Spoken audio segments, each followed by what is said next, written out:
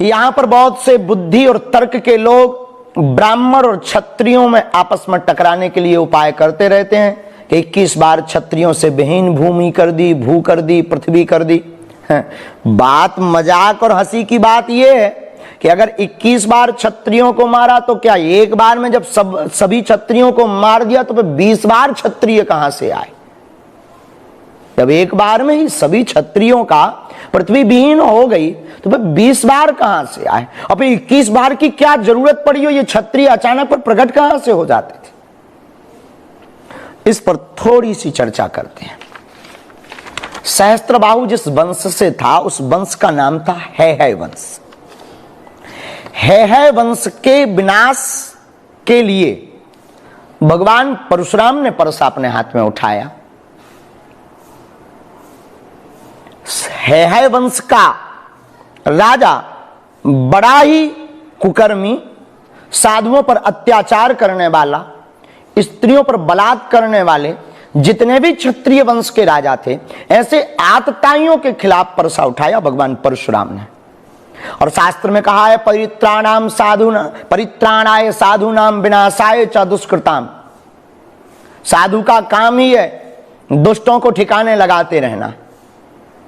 और आपने हैहय वंश के राजाओं को मारना प्रारंभ किया, लेकिन आपने शस्त्र शास्त्र की मर्यादा का पालन करते हुए कभी भी ना तो स्त्रियों पर अपना परसा उठाया, न बालकों पर अपना परसा उठाया, न बालिकाओं पर परसा उठाया। तो जब एक बार आतताई राजाओं को मार दिया पर उनके बच्चों को हाथ नहीं लगाया, और जब वो बच्चे युवान हुए और उन्होंने भी अत्याचार प्रारंभ किया और उन्होंने भी अपने पिता का बदला लेने के लिए दादा परशुराम भगवान परशुराम पर आक्रमण किया, तो फिर उन आतताइयों का वध किया, फिर उनकी संततियां हुई, फिर उनका वध किया। ऐसे क्रम में 21 बार क्षत्रियों को पृथ्वी से विहीन किया।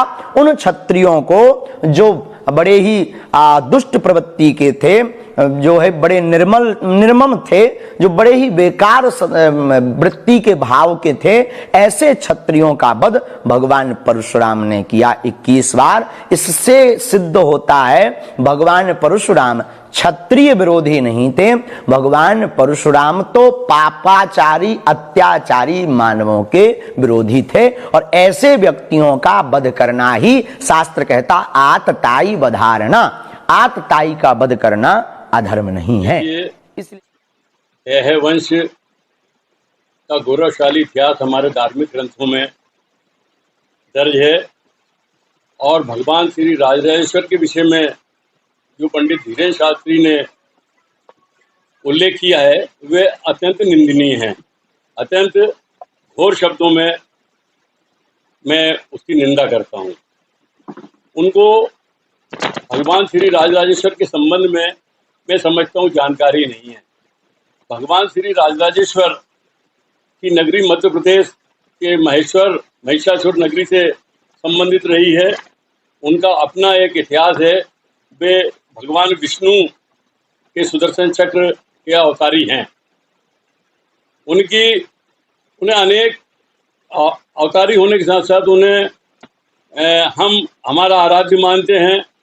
ताम्रकार समाज, कसेरा समाज, छटेरा समाज, कलार समाज, कलचुरी राय समाज, इसके अलावा खत्री समाज के वे आराध्य देव हैं।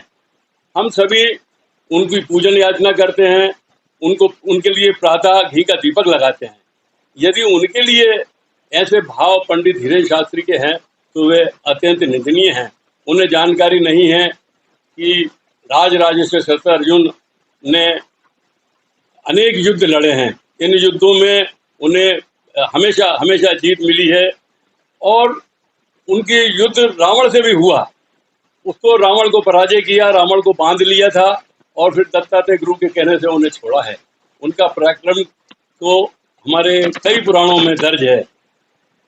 इनके द्वारा जो भगवान श्री राजराजेश्वर के संबंध में अशोभनीय शब्द, दलित शब्दों का उल्लेख किया है, वे अत्यंत निंदनीय हैं। पूरा समाज इससे आक्रोशित है। पूरे देश भर में इनके खिलाफ एक आंदोलन की हमारी तैयारी चल रही है। हमने कल इन्हें चेतावनी दी थी कि वे माफी मांग लें, अन्यथा पूरे देश में उनके खिलाफ FIR दर्ज की जाएगी। शुद्धता और गुणवत्ता की पहचान मारुति नवरत्न ज्वेलर्स। सोने चांदी के राशि रत्नों के विक्रेता प्रोप्राइटर संतोष सोनी, अभिषेक सोनी।